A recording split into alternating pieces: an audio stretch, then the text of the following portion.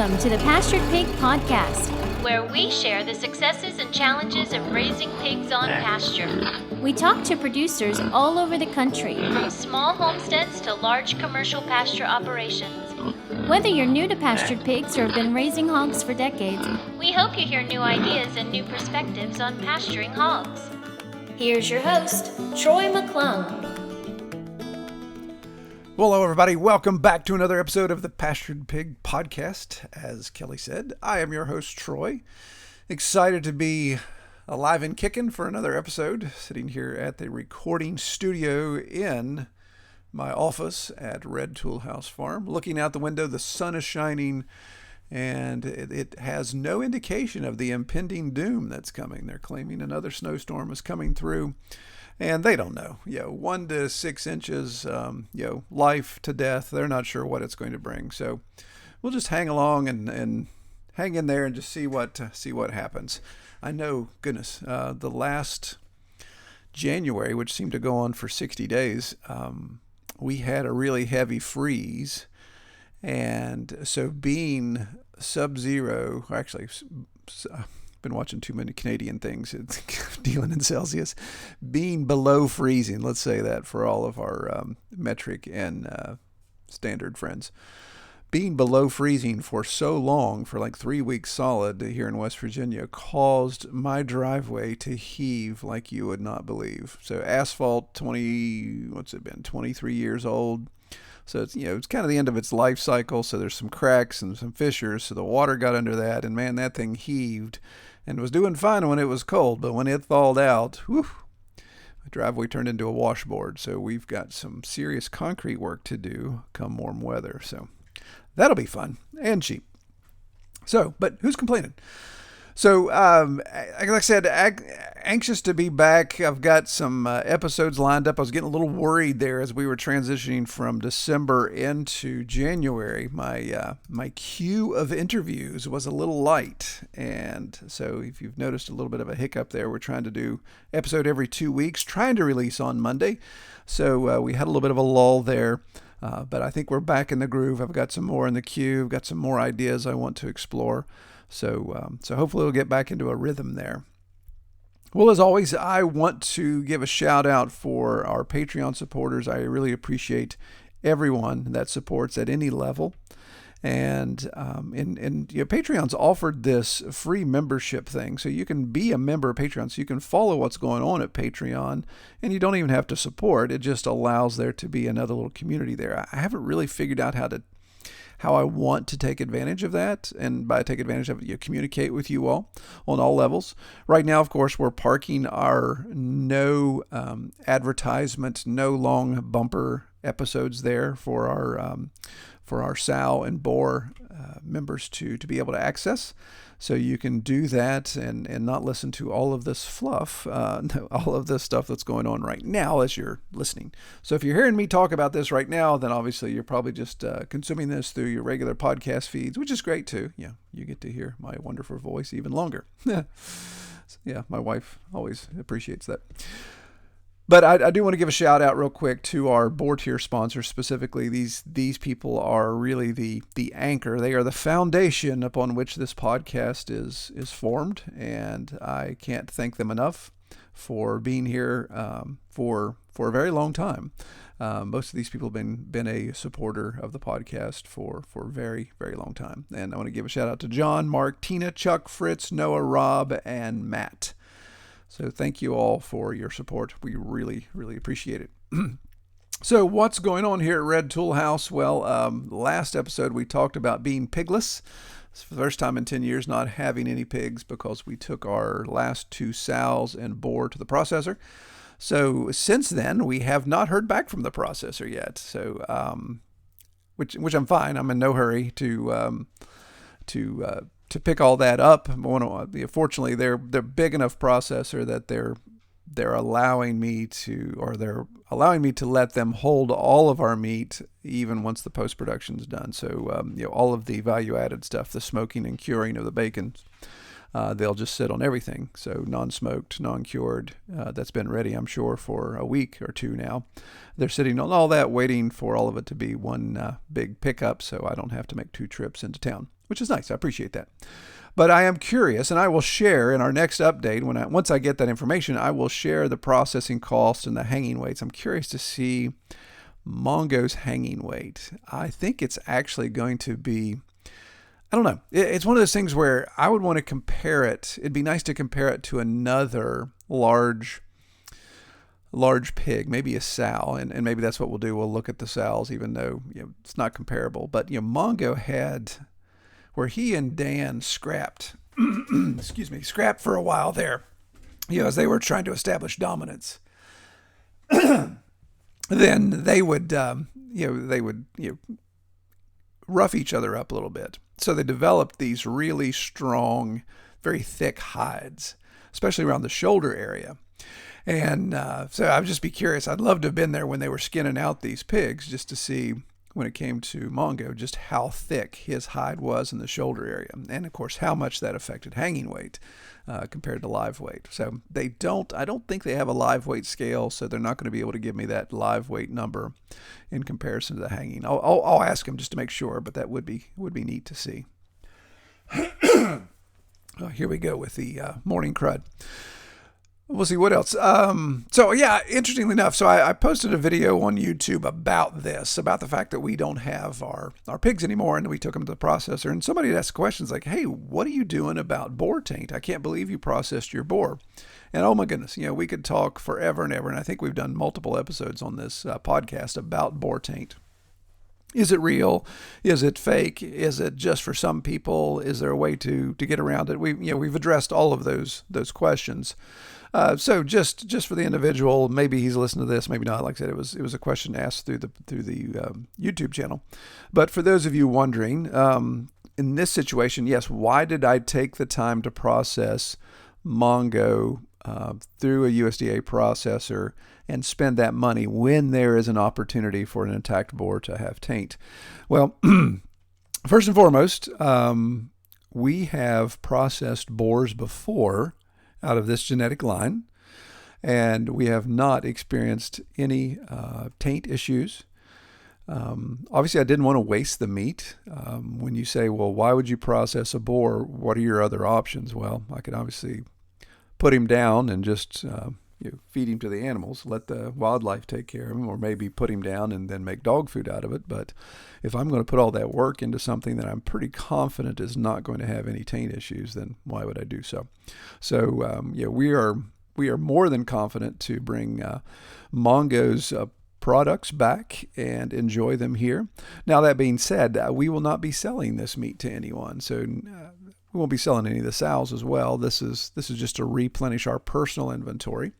And when we get our new herd this spring, then of course that will be processing later that we will have for resale.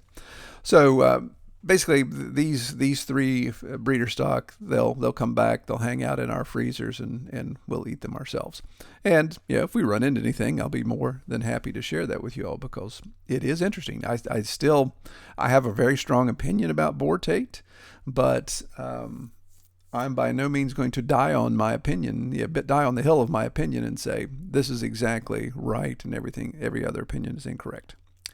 That would be stupid of me to do that. Okay, I want to talk about a sponsor real quick, and I appreciate the sponsors that are part of the greater, what I call the Red Toolhouse media. So that's everything from our social media, our YouTube, our podcast, blog, all those type of things. So all of those kind of fall in the same category, same bucket. That's kind of where I have a little bit more leverage power, I guess, when it comes to sponsors. They know they're getting some access across multi-platforms. But this week's sponsor, and this one you may hear off and on quite a bit, because I've really been happy with this product. I love being able to work with a local, and by local I mean in the country, sponsor. One of these days maybe we'll get exclusive in that, but it is what it is. Wishes were fishes, right? But this sponsor is Sierra Madre, and Sierra Madre, they specialize in outdoor emergency survival equipment. And you may think, well, what does that have connection with homesteading or pastured pigs? And it's actually, I think it's really in line, because it's something that we all need to consider, especially if we live in, well, regardless of our climate. But the product today that we're talking about is this emergency sleeping bag. And so it's very handy in when exposure, hypothermia are concerns. Those of you in the deep south may not have that big of a deal unless you're headed this way during the wintertime. But for most of us in moderate to cold climates, this can really be an issue. And so these emergency sleeping bags, I think of the scenario that I had this last month here in January, where we had a lot of snow. We had a lot of really cold temperatures, and it really caught our road crews off guard. That we get snow before, but we just not used to getting it, so much of it, and over again. So our road crews were taxed. It took them multiple days to get the roads clear, primary and secondary roads. So in that scenario, you think about, okay, well, if I'm traveling from point A to point B on a secondary road where a lot of places we don't have cell phone access, we don't have access to cell towers. So, the truck or the car goes sliding off into the snow and maybe goes over the hill where it's not seen, or at least, it's at night and there's not a lot of traffic because the roads are bad, and you got to hang out there for a while. Well, you think, well, I'm just going to idle the car. Yeah, you can idle the car, but, there's always a chance, depending on how deep the snow is, that rare situation where the snow keeps the exhaust from exiting from underneath the car, and you could carbon monoxide poison yourself to death, or just simple fact you're going to run out of gas, and it's not wise to get out and try to walk in those extreme conditions unless it's just a couple hundred yards to a house or something like that. But in these rural situations, it may be many miles that you have to walk in really extreme conditions, not necessarily having the proper dress with you. So with these things, these emergency sleeping bags would be the ideal situation. Whip that out, hop in it.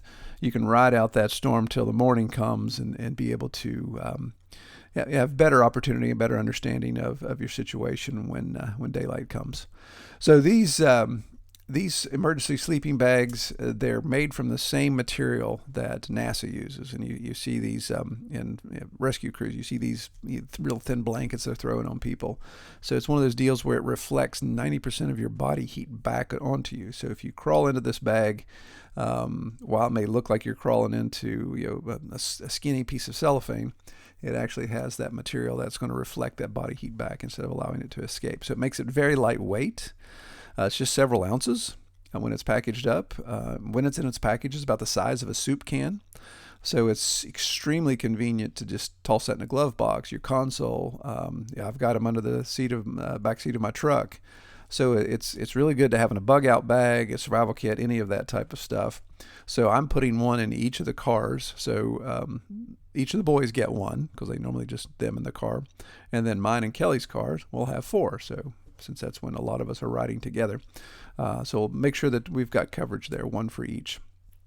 And so right now, Sierra Madre, for our listeners, they're offering 50% off, actually. So I think these bags are like $13 and some change plus shipping, and shipping's just a couple bucks. So for less than $20, you can get this survival sleeping bag and be able to put that in your kit. So there'll be a link down in the show notes. You can check that out. If you go to that link, you'll see it's a typical type of sales funnel. You'll be able to see a video detailing it. You'll see the offers, all that type of stuff. So just check that out if you're interested. I encourage you, if survival elements are on your mind, those type of things, then definitely check this out. And we'll be detailing some other products as well. They have a water filtration straw that's pretty cool too, so we'll be detailing that coming along. I wish I had a camera on right now because my golden retriever, who normally does not come up to the office, he just came up to the office. He's kind of lonely. We're the only one in the house today. Everyone else is working away from the farm. So Timber came up and he's curled up here at my feet. Well, okay, enough of that. Let's get in real quick to do an intro for our guest, and then we'll get on to the interview. So in this episode, I'm talking with Preston Fuller with MF Farmstead. And yes, he does give the opportunity to explain the name of his farm. Those of us with junior high sense of humor kind of chuckle when I saw that. But anyway, he's using the Meishan breed to build up their pastured pig operation. And I know some of you guys will find that interesting, and I found it interesting as well. He's on 12 acres in central Georgia, but this gets him access. He's in logical distance to the Atlanta metro area, so he has an incredible customer base to tap into there. And, of course, a lot of foodies, a lot of higher income type opportunities there. So without further ado, let's get into the discussion with Preston, and I'll catch you guys on the back end of the interview. Today, we're going down south. We're going all the way to Georgia, and we're talking with Preston Fuller from the MF Farmstead, and I'm going to give him an opportunity after he does his intro to talk about that name. But first of all, welcome, Preston. Hey, how you doing? All right, doing all right, man. I appreciate you taking the time to come on the podcast. And well, tell me a little bit about this MF Farmstead. All right, so me and my girlfriend, we moved into this property when we decided to find a house together. We both, when we first met, had said we wanted a farm, wanted to be able to raise our own animals, do all the things. And as we found the property, we're moving in. The kids are like, well, what are we going to name it? And we were spitballing different names back and forth, thinking about all the different things. And my middle child was, you could call it the MF Farm, which is our last names, Murphy and Fuller. But just being the adults that we are, saw a large difference in when he said MF Farm, and it has stuck since then because we were driving, had to pull over, and just enjoy the moment. Yeah, very good, very good. So there is logic to the abbreviation, to the initials. Like you said, it's your last names, first letter of your last names there. So the Murphy Fuller Homestead would be the way to, or Farmstead would be the way to kind of spread that out, or in full, I assume, right? Yeah, and we ended up with the Farmstead side because we weren't going to be on the Homestead level. We knew from the beginning we wanted to do a little bit of business level, but not huge. We're not a huge farm. We're only 12 acres here, so. Gotcha. Well, so tell me a little bit about, you obviously said 12 acres, but so tell me a little bit about what you've got down there in Georgia. Give me that 40,000 foot elevation view. So we're on 12 acres. It's kind of shaped like a very odd broken angle, really obtuse, almost 130 degrees. We come back, we're about 400 feet across and so many, I think 2,000 feet long. When we first moved in, it is all old growth hardwood that I've cut down a couple of the trees now, and some of them are over 200 years old. So it's never been touched, never had anything on it, and it doesn't have any pastures. We had one cleared spot it was probably 300 by 300, maybe cleared. So we moved in. That was one of the things we were considering is what are we going to put out here at the moment, because we have nowhere to put anything, because old growth hardwood, as you know, having seen some of your stuff, is a lot of undergrowth and a lot of really tall overgrowth. Right. Yeah. So you've got me thinking. So obviously, what I know about Georgia is Georgia's a big state, and when you look at the topography of that, the further east you are, the more we get into tidal area, Piedmont, all that type of stuff. But then further west and north you go, you actually get into the Appalachian Mountains. They come down in that section of northern Georgia. So where are you guys hanging out? We are about an hour west of Atlanta, which right on the Alabama line, just south of the I-20 corridor. So we are right at the foothills of hitting all that Appalachian Mountains. Is further north of us. The Piedmont region or the coastal region's a lot further south of us. So that one cleared spot I have is the height of my farm is sitting right at 1,200 feet. Really? Yeah. Okay. At the bottom edge of my farm, I've got a creek that runs right through the center of it. That is sitting right at 1,000. That's funny. Yeah, because then back on the other side, I get back up to about 1,150. Yeah. So you're actually higher in elevation than I am, because my highest point is 1080.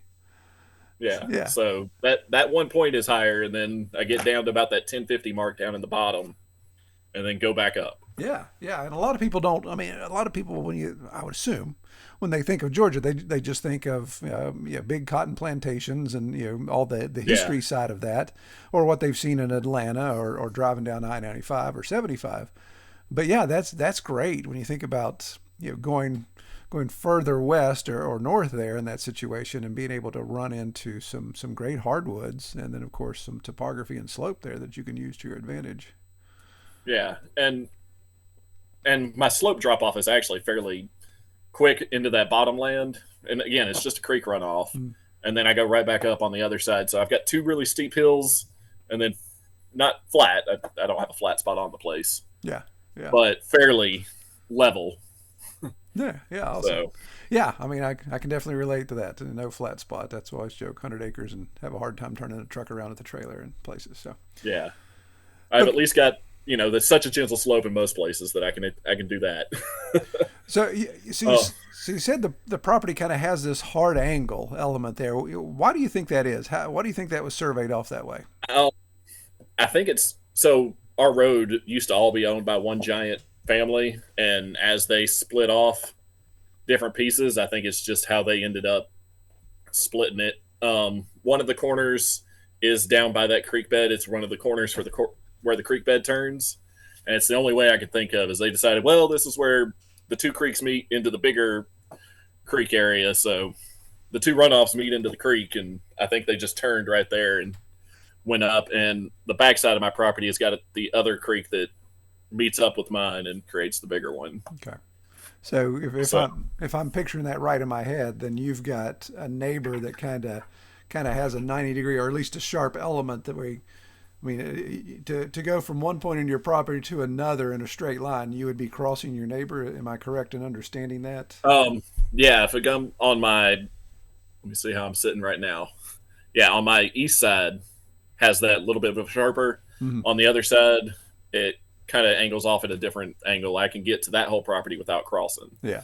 But if I was to stand at my back corner and go to my front corner, yeah, if I straight line, I would have to go through his property. Yeah, yeah.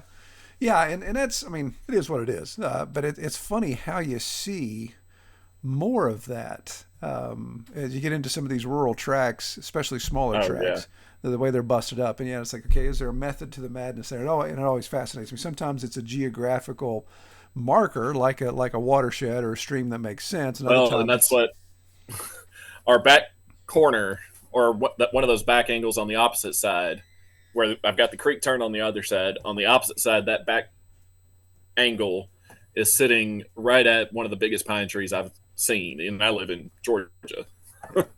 This pine tree is probably 15, 20 feet circumference.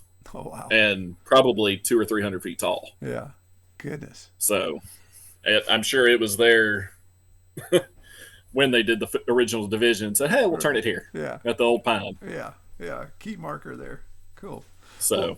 Well, awesome. So tell me about from your farmstead or farming standpoint, what do you have going on there? What all polyculture, all elements you're into there? Definitely doing a little bit of the polyculture. Right now we have a very, very small goat herd that is just pets. I am looking to expand that this year. We've got 3 goats. 2 of them are actual. They go out, they do their thing, eating. And one of them we just got as a rescue. She had a broken hip at some point, and her back legs don't work very well.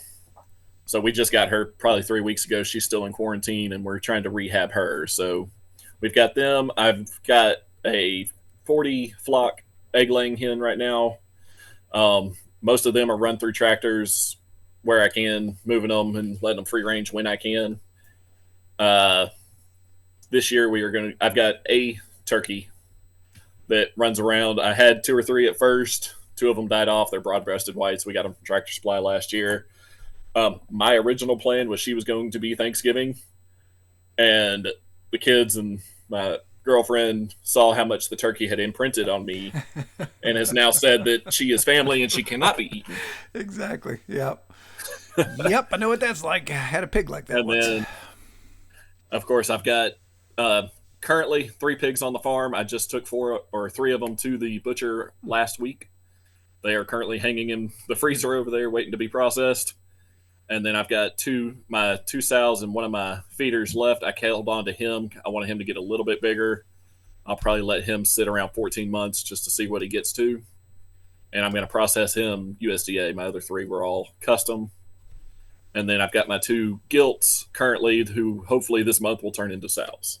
Okay. Okay. So yeah, so you've got a lot going on there. And looking at your pre-screening, were all those Meishan, or were they Yeah, they variety? were Okay. all no, they were all Meishan. Okay. The gilts are now pregnant with another purebred Meishan, and I am looking to source some uh, Berkshire feeders this year. I want to see how they do with the wood setups that I've got, just to see how they run through, and I may decide to breed one of my sows on her next set to a Berkshire, Okay.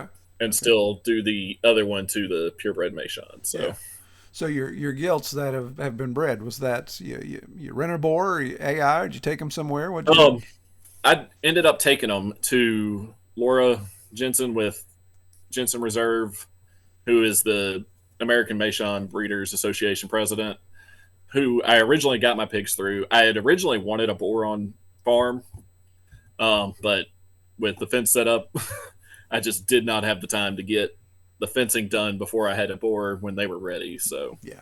Yeah. she was, she is working on doing possibly renting boars, and I was kind of a guinea pig for that. So, Cool. but it worked out well. I rode them over to her farm, which is about 2.5 hours from me. Unloaded them there, left them for about 45 days, get a couple of good cycles through. And when I dropped them off, one of mine was in standing heat when I took her off the trailer, and that boar went right to work. So, Nice. Nice. Well, if you don't mind, I'd like to, because I don't know that I've, in the 130 episodes we've done, I don't know that I've ever talked about this specifically. So if you wouldn't mind, shed some little light on this. So, and I know this isn't indicative for all the cases. That is maybe a unique situation since you were a guinea pig in this. But how does that work out? So you're taking your two gilts to this farm where the boar is going to service them, and they're going to hang out there for a couple cycles. So that's 42 days minimum type of thing. right. So what were some of the parameters? Did she say, okay, you got to make sure that your pigs have been have this vaccine or tested or do anything like that when it comes to biosecurity? And was there cost associated? Because obviously there's feed. She's now feeding your two gilts for that 42-day window. What did you guys run into there? So yeah, there was a couple of things I had to have them dewormed. So my original two sow or two gilts and my four feeders all came from her farm, and I don't bring any other animals on my farm without spending many weeks of them in quarantine just to make sure that there's nothing they're bringing and that they get acclimated to our situation. So it was the same thing for her. And again, this is one of the reasons I was the test guinea pig for her, is because my animals came from her farm originally, came directly to this farm, and have never left the farm. So I did worm them uh, a couple of weeks out before bringing them over to her. But other than that, that's what we did. As far as there was a cost associated for her caring for them and all that, I'm gonna so. But again, it was a very easy setup for me as far as I just didn't have the fencing, because the way I run all the pigs here, I've got my training area, which is that one cleared spot that I had, and then everything else they run inside just a single line of electric Yeah. as I move them through the woods. Yeah. Yeah. So Yeah. Good deal. Good deal. Yeah, and that's, I appreciate you sharing that, because that's something I no, no think problem. a lot of people wonder, and make sure you're taking these things in consideration when it comes to biosecurity of either bringing a boar on farm that's going to service your sows or gilts, or taking your sows or gilts to another farm to let them be serviced. There should be if somebody was doing this as not just a test situation, they get something established, and there's most likely a stud fee for the boar, and that stud fee could possibly include the feed that's required if Right. they're holding the animal, or if they're bringing their boar to you, then of course you have certain liabilities to assume to say, hey, I've got your boar for 42 days. I'll make sure I don't kill it. I will. Right. I will feed it, of course, and all those type of things. So yeah, it's interesting, and that's a great service to have, because that's where farms could kind of help one another out, and you could even do just like we do on the sawmill, where somebody brings you a log and you do half. So I'll take half the lumber, you take half the lumber, and no money changes hands. You could probably do the same thing, especially if it's a genetic lineup that you want to say, hey, you bring your Well, boar over, or I'll bring my gilts over, and we'll just split litter, 50-50 type of thing. So there's all kinds of neat ways you right. can work that out. Yeah, and that's what. And again, being that she knew where mine came from, and I knew where her boars were and how she does everything. It worked out really well. And again, I originally planned to have a boar on farm, and it just so when we moved in, there is zero fencing on this place when we moved in. Mm. So I put up the little bit of fencing around the cleared area. We had another 4 or 5 acres cleared, and I am working on fencing that so that I can run everybody with at least a strong perimeter fence. So, Yeah. but having that biosecurity was great, and knowing her was great to be able to do that. Absolutely. Yeah. Yeah. And I'm sure it puts her mind at ease and saying, hey, yeah, I got you these pigs. So I know their lineage. I know unless something weird happened on your farm that introduced some sort of crazy disease, then she kind of knew what was going on there when it came time to bringing those back on farm. Well, I kind of got ahead of myself here because it was exciting talking about that setup, but oh no, not a problem. let me ask you. That's So, is. yeah, so you're on the 13 acres there in Georgia. Is this your hometown? Is this something you kind of grew up around? Your farming background? What got you here on this specific spot? So I grew up out in Fort Worth up until I was 6th grade. My mom and stepdad moved out here to Georgia with Bluebell ice cream. We moved out here to Georgia. I lived in the suburban lifestyle here, but every summer I would travel back to my dad in Texas, who lived on my little brother's family out there had 90 acres out in West Texas, out west of Fort Worth, and grew up out there. My grandparents had all of their lives until they reached retirement age, raised horses and cattle and all of that. So every summer I was spending. Awesome. And growing up until I got into 6th grade, we spent every time out there on the farms and all that. So that's where I say I got about a half and half of that. I'm definitely urban suburban kid half the time, and the other half I was country kid in a town with all of 200 people. Yeah. I mean, my goodness, West Texas farm. That's farm. Yeah. That's a lot of flat nothing, isn't it? And it's something I miss. Again, dealing with hardwood trees out here. I love trees, but man, they get in the way of getting some stuff done sometimes. Yeah, and they can kill you too. Yeah. Yeah. Oh wow. Okay. So my girlfriend, like I said, when we first got together, it's one of the very first conversations we'd had was, oh, well, what are you seeing in the future? And I was like, well, I want to get a farm. And it's something I've wanted to do since I was young. And she's like doing the same thing. So it worked out really well. So, cool. And she had a couple of chickens in her backyard of her, half-acre land. And then when we got here, those 6 chickens turned into 40. Yep. Almost overnight. Yep. It's funny how chicken math works. So. Yeah, it's quick. so actually interesting because I've been having this conversation a lot. So your 40 egg layers are they producing right now, or they've gone dormant this winter? So we're at that odd stage. I know y'all got some of the last winter storm that came through. So in Georgia, we don't do snow and ice. Yeah. And I ended up with, I think, right at 4 or 5 inches on the ground. Wow. Out here. And it shocked my chickens. So they have stopped laying currently. I'm normally getting a dozen eggs or so a day from them. And I think I hadn't checked them today. I was busy building fence all day today. Yeah. But and we've been in the 70s all week this week. So wow. Yeah. I'm assuming they've probably got some back out there now. Yeah, obviously right now with the way things are going with eggs and egg prices skyrocketing. Yeah, it's so just to speak on eggs in Georgia. So Georgia's number one export is chicken. But that kind of works out if you're one of the big producers, not so much for us small guys here. Sure. I don't know if you've ever looked at Georgia's egg rules or even their poultry processing rules. Yeah. But I'm not certified to sell eggs right now.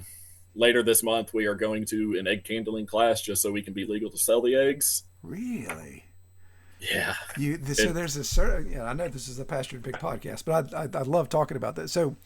Well, it goes into all the processing woes and everything. Absolutely, yeah. Too, polyculture, in which I preach polyculture all the time. So Georgia sounds like more stricter rules to become an egg reseller, whereas It does. we send a 1-page document into our ag commissioner. It just says here's our name, and as long as we don't do more than like 10,000 eggs or something a year, then we're fine. No, we have to go to the egg handling class. We have to have a notarized certification. We take a test to grade and candle eggs to reach certain things to be able to sell. They have to be kept refrigerated under a certain point. I think it's 43 degrees from the time within so many hours of laying, and that's just eggs. You get into processing, and it's something I've been fighting with different people. I've sent a couple of messages to a bunch of different people in the ag community. Interesting. Yeah. So Yeah. No, that is. Yeah. So I assume no inspection process, maybe complaint driven inspections. It is when you do fill out for at least for the egg portion, they do send. You have to send in something. I haven't gotten an answer whether they send somebody to check your process or not. Yeah. It kind of depends on who you talk to over at the Department of Ag. Some of them say, yeah, we send somebody out, and others say, no, we never send anybody out. So it's kind of one of those. I think it just depends on your local guy whether he wants to walk his butt out of the office or not. Right. Yeah. Well, that's interesting, and like you say, there's politics afoot there when it's that strict. One of our former governor's last name, so yeah, is Purdue. That's true. Yeah, that's right. Yeah, I didn't make that connection. Yeah, well, there you go. Yeah. So, right. And when it comes to processing chickens, we don't have the 1,000 state bird exemption.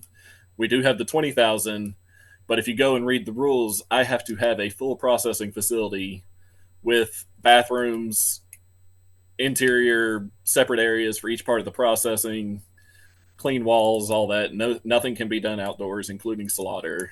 Wow. So I've looked into it. It's probably $25,000 minimum to build the facility that they want. Yeah. On farm. Just got it. Yep. Got to protect the big boys. That's the way it works. Yeah. Interesting. And makes it even worse. There's one USDA processor in the entire state that does chicken for small farms. Wow. My goodness. Yeah. So it's funny. Now, state to state. Yeah. On the pork side, it's not so bad. Good. So good. So let's shift gears over to that, because again, as a polyculture farm, cash flow is king, and we've talked about that before with poultry right. and the other things supporting that. But it sounds like with the farmstead, obviously pork is going to be where you're focusing. So first of all, absolutely is. I'd love to ask you and spend a little time talking about why did you decide to go with the Meishan? Part of it is a big portion was, again, I knew the property we were moving into was going to have very limited fencing, if any, just for the price range we were looking at purchasing. I'm not going to get, fully fenced property. Just wasn't going to happen, not in my area. We both work closer to the Metroplex into downtown. Neither one of us actually works in Atlanta, but Atlanta adjacent, as I like to call it. So anytime you're within large city, you got to balance. So I knew I wasn't going to have a whole lot of infrastructure no matter where I moved. And having listened to I found your podcast while researching what animals I wanted to do. Oh, wow. Okay. But I grew up West Texas. My dad's property was raising goats. And they raised boars out there for meat.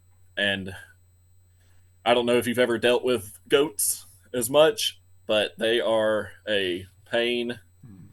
And without the proper fencing, I was not going to deal with goats running everywhere and never getting them back. Right. Absolutely. And so as I found, I started leaning more and more towards pigs just based on the running on electric. And then but only thing I ever knew about pigs was all the small pen operations that I had seen out in Texas with all the guys I had out there that were like, no, don't. Some of the farms I worked on in the summer, hey, make sure you don't fall in the pig pen because there won't be anything left of you in the next 20 minutes. So I was hesitant to get into pigs. I've got 3 children, 2 of them still under the age of 8. They were under the age of 7 when we first moved here last year. So one of the big things was going to be temperament. So just started doing a whole bunch of research. I just kind of stumbled upon Meishan. I knew I wanted a heritage breed. It's kind of one of those things I get I don't know if it's just I get stuck on it or what. When I started doing research for any of the birds or animals I wanted heritage breeds. I didn't want production breeds. I didn't want anything that was just going to be, I still want great meat. I want a little bit decent grow out, which is one of the reasons I'm where I am with the Meishan right now. I love the temperament though with them. Yeah. Um, I don't know if you've looked at any of my stuff that I posted with on the websites or anything like that, but there's pictures of my 8-year-old who is all of 80 pounds out there feeding the 200-pound feeder hogs. So Yeah. with them being as gentle as they are, and everybody had said that was a big portion. And when I actually called Laura and I was like, "Hey, look, I'm looking at getting into these. Do you mind if we come to visit and just see what these are all about?" And while we were out there, he went into the field with, I want to say there was 30 to 40 fairly new barrows and gilts. They may have weighed 50 pounds, but he was able to walk in there and not get knocked over and all of that. So that was a big portion of it. So Yeah, yeah, and that's what I always hear when people talk about Meishan. It's like, yeah, the meat quality is great. The heritage, the quality you get with a heritage breed, and this grow out time, it's worth it with the marbling. But right beside that is always, and they're the most chill pig. Yeah, that breed is just so yeah, relaxed and so easy going. So, yeah, good deal. yeah, and they are absolutely having done everything. I looked into Durocs, red wattles. I had actually leaned really heavily on red wattle. Was the direction I was going to go, and then I started talking to some people and had gone to visit somebody else, and I was like, I don't know. I can't bring my 7-year old in here to feed, and he's already said that that's his job with me, is he's going to raise the pigs with me. Yeah, So, yeah. So what type of grow out? Yeah, you had that first round of feeders. What type of grow out were you looking at time wise? um, I took them at 11 months, and again, I did some experimenting with this batch just to see what I could do. I actually don't know their full hanging weight yet. I know one of them was right at 110 hanging, which I think is more on me. I did not do any kind of free feeding at all for them. They were all very regulated up until probably January or into December. I decided to let the let them free feed a little bit more. So they came in a little smaller than what I would have liked, but again, I took them at they were born in March, so I took them at 10 months, Yeah. and which is one of the reasons I held on to the one that I did. I wanted to see, what the difference is at 10 months as opposed to the 13-month mark, which is where a lot of people are taking the Meishan in Yeah, at. yeah, that's what I was thinking. I was like, that's a little early, and that's showing up in that hanging weight that you're talking about there. But that's good. You kept Right. one back to be kind of like a control to see, okay, at the 13th month mark, what am I seeing, and be able to make that discernment next time when it comes to Right. harvesting. Well, and that's one of the things I'm working on is when I was talking to Laura and all that, I'm working towards, again, they are bred as a lard hog. It is what they were bred for. And I told her when I did it, it's like, yeah, I absolutely want to raise this breed, but I will be wanting to pick my boars and my gilts and all based on how well they do grow out. So I've got one that was almost, I want to say he's going to be about 20, 30 pounds heavier than that one that I had hanging pretty easily.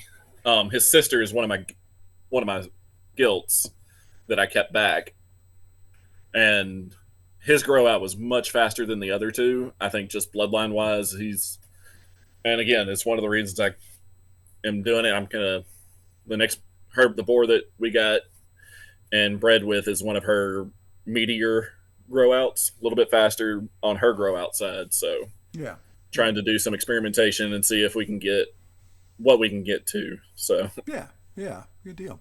So, what's your Preston? What's your current farrowing setup? Are you just going to let them farrow in the woods? Do you have going to sequester them in a certain spot? You got farrowing barn, farrowing sheds. How are you approaching it? currently I've got the one fenced in area. That's where all three pigs are at currently. There was a old, what I'm going to call a tractor shed or a tractor pole barn. It was 7 foot tall and maybe 21 feet long and by maybe 8 feet deep. Just open shed. I have closed that in on three sides and is what I'm going to be using for my current farrowing area. I can split that field in half and give them both a side of that. And that's what I've been doing for the last 3 days is We building a hope new you have fenced enjoyed area this to move episode my of the goats Pastured Pig Podcast. out of that area because To learn right more now they're all about our five. podcast We're or all, to submit yeah, all five of topics them are or hanging out in that recommend area. guests for future episodes, Visit So I've got to get them redtoolhouse.com. out before the pigs come and farrow. But my plan is just in the farrowing, just the little barn, 3-sided barn. I am going to build on the back side of it, basically, and I've got this drawn out somewhere, but 2 boxes on the back side with heat lamps, with a smaller opening that the piglets can go through, and some rub rails on that so that they can get away. My plan is to actually have it to where I can open the box on the backside and get to the piglets on the backside if I need to. Yeah, and having a creep area like that is good, as you get an Right. idea of being gilts, first time mothers. They may not just see where their instincts lie. And then of course I assume down there where you are in Georgia in this time of year, you're probably not going to have to mess with heat lights or anything like that. So you're not going to. There's no telling Yeah. in Georgia this time of year. Like I said, last week we were single digits, and this week it's been mid 70s all week. Yeah. So, and they're due on February 20th. So I hadn't been able to look that far ahead, but I'm hoping not going to mess with heat too much. When all the snowstorm stuff was coming in at last month, I did have to go and get some heat stuff for them just out of making sure. Yeah. Especially if it's more the goats than the pigs needed it. But yeah, and that's interesting, and this would be a good head-to-head kind of discussion on a podcast at some point is, do you use heat lights or not? I mean, I know guys that are in Michigan and Wisconsin that are farrowing in the wintertime and in 3-sided huts, and they're not using heat lights at all. And then others say, well, yeah, but to prevent crushing, we want the heat lights in a creep area so the piglet can get away. And some people that say, was my only thought process for as far as heat lights for the piglets is I just want that little bit of warmth spot that they can run to.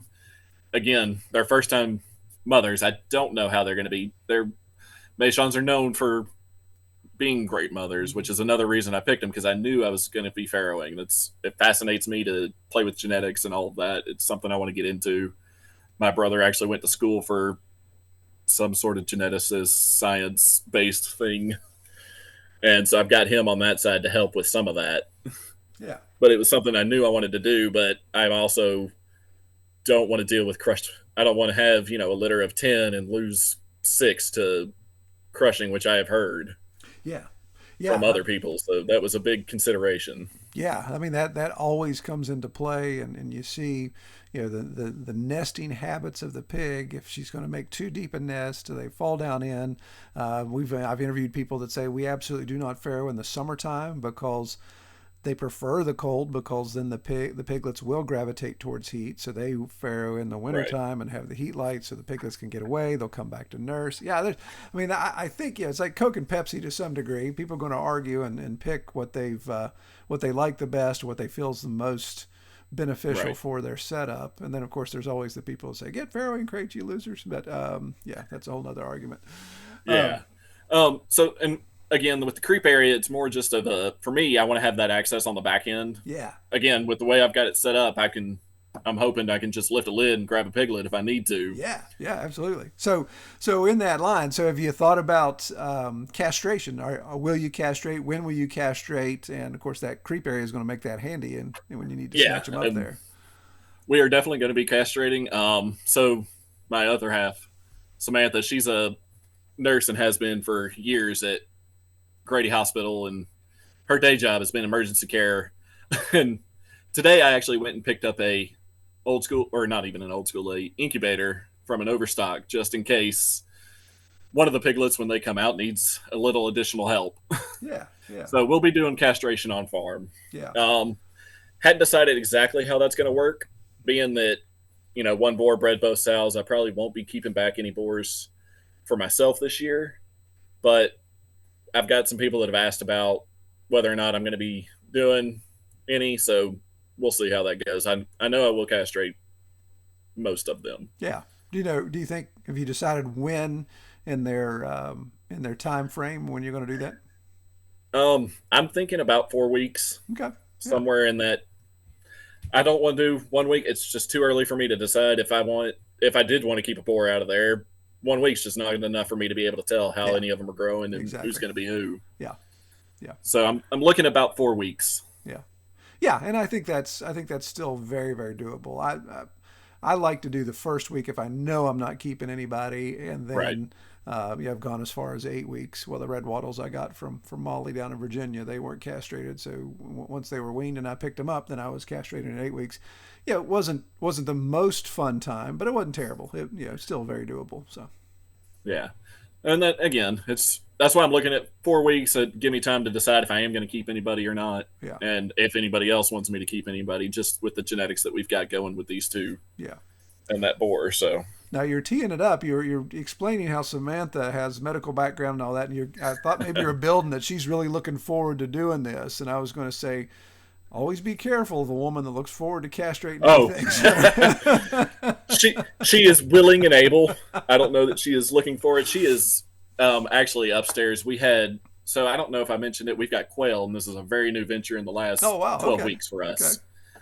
But one of our quail got out, and I think one of our cats got a hold of it and has taken a bite out of the wing. So she is upstairs nursing that thing back to health at the moment. Doctor and some quail. Yeah, all right. Yeah. Yeah. So, Yep, I understand that. but That's the kind of stuff that happens for sure. yeah. So So let me ask you this, and I want to be sensitive to your time. I'm watching my clock here. So with your so you've got another litter coming on, or hopefully two litters that will come on this month. Um, Anywhere from 10 to 13 month life cycle.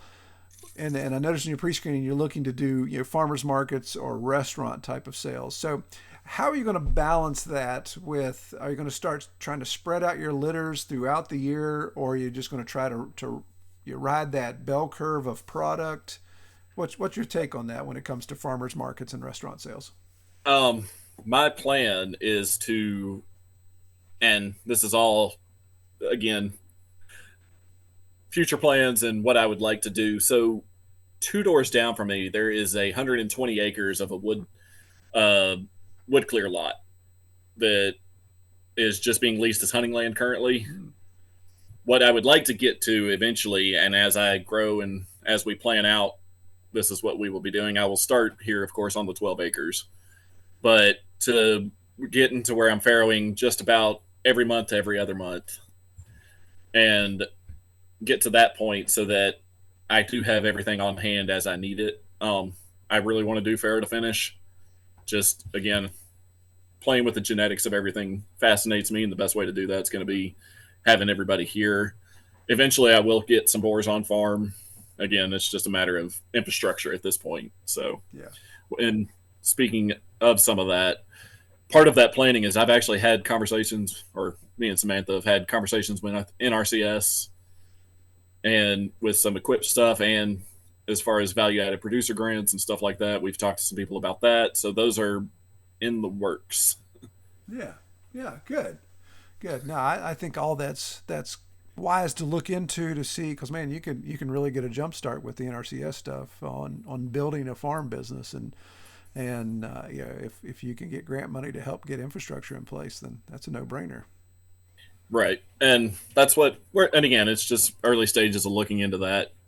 NRCS is one of the reasons I'm working so hard on this fencing, because that's, as far as livestock goes, that was their kind of slow requirement. Yeah.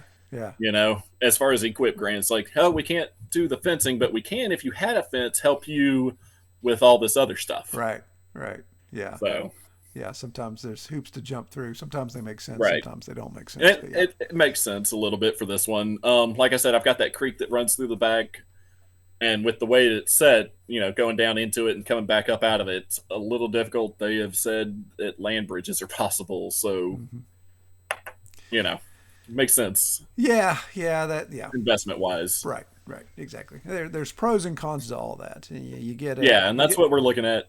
Yeah. Just to see what the pro and con is. That's why I said it's all very early talk on that. Good deal. Good deal.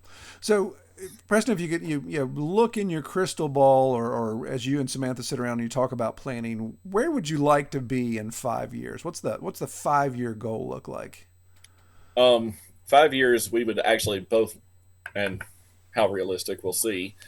Both to be able to leave what we currently do. We both have, full time jobs, working more than 40 hours a week. I work in local government south of Oh, Atlanta. nice. She's a nurse manager. So wait a minute, you're part of the problem. You're working in local government then, right? No. Uh, Just kidding. so I do crime scene work. Oh, okay. All right. So you're in law enforcement. That works. That Yeah. works. All right. Yeah. So I'm in law enforcement. She's a nurse, so we got that. Yeah. Yeah. But in the next 5 years, we would both like to leave what we're doing and be on farm full time.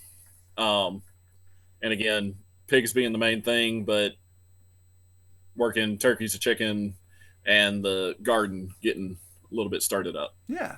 Doing a little bit more with that than we are currently. Yeah. So just kind of getting more, the next 5 years, getting more established with your setups, establishing those customer base, whether it's restaurants or your farmers market, retail, and then just hopefully going to where you guys go back, maybe either part time or just completely. You think completely be off the ticket as far as day job goes?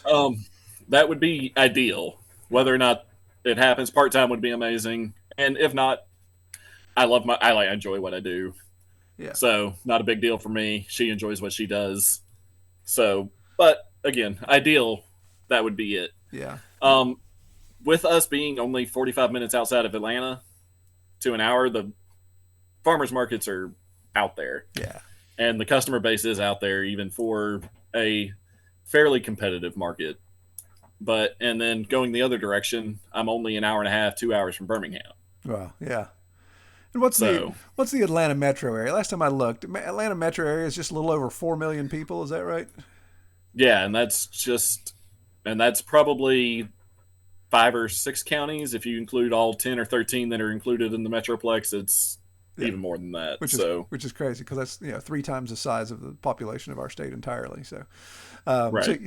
So point being that you guys are the ability to find customer base that's going to appreciate and be able to afford higher end pork. There's not going to be a shortage of that there. No, it's good. I don't believe so at all. Especially with Atlanta it's fairly foodie city, especially for Southeast. I mean, we've got all kinds of restaurants, and barbecue is still huge in Georgia. Yeah.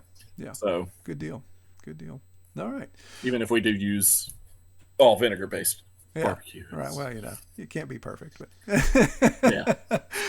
Well, before I let you go, I got to ask you the question I ask everybody else. And so, Preston, what do you think is your favorite part of raising pigs on pasture? So far it has been being able to see just the kids being able to hang out with them, enjoying the pigs. I mean, as I think half of the people that get on here, the pigginess of the pig, and enjoying watching them be able to do what they do and knowing that they are doing what they do. They're going to have a great life and have that one bad day and be able to help us out for the next year or two. So, yeah, that's great. And I agree. I mean, that echoes that's when you get into raising pigs and you realize the personality they have, you realize the temperament they have, it really makes it makes your food fun, right? Yeah, it's fun. Yeah. It's fun to raise something that not only is a joy to be around, but obviously is very tasty. So it's a win-win situation there, and that's great that the kids are involved, man. That goes a long way, and that really when I get them out there. Yeah. Well, it is. I mean, there's times. There's time. Remember my boys? There were times they were excited to be a part of it, and other times they're like, please shoot me now because Dad's going to ask me to go out and do something with him with a pig. So yeah. Right. Yeah. Well, cool. Well, Preston, if anybody wants to find you online to find out more information about your all's setup there, how can they find you?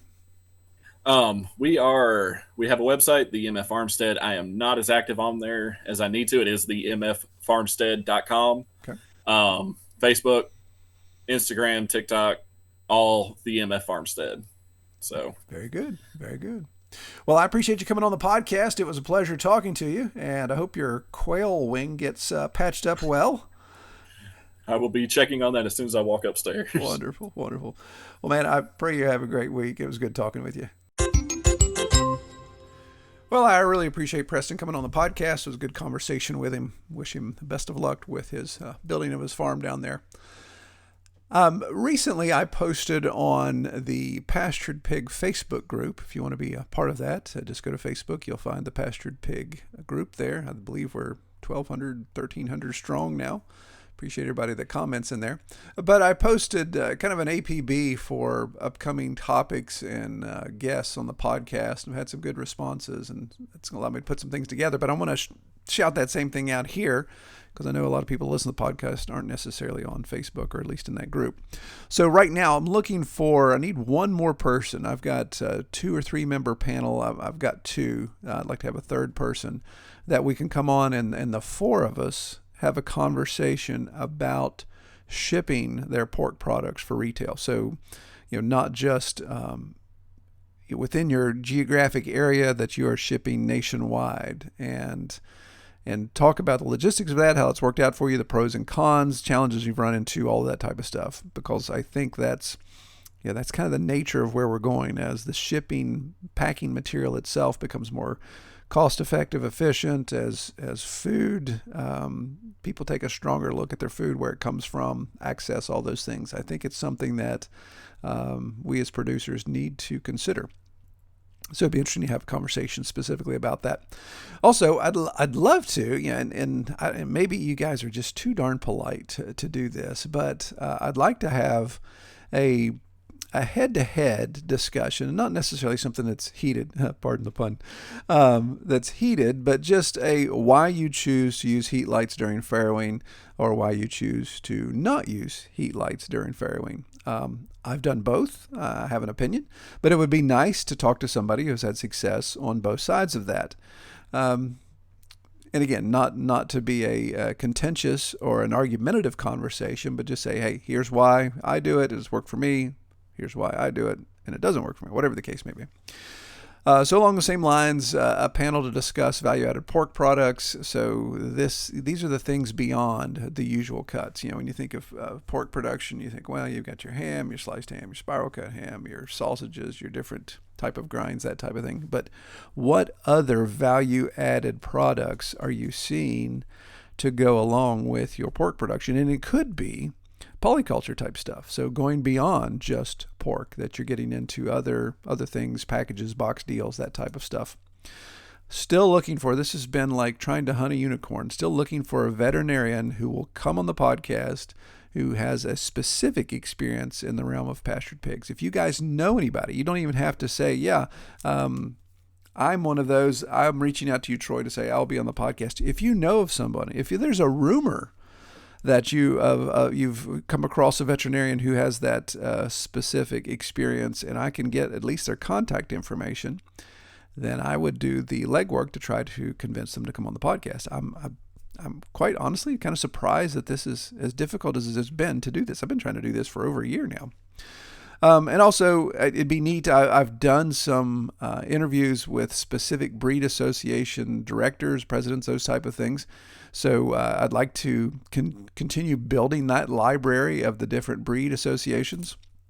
So the 4 that are on my short list are the Meishan. Obviously falls in line with our discussion today.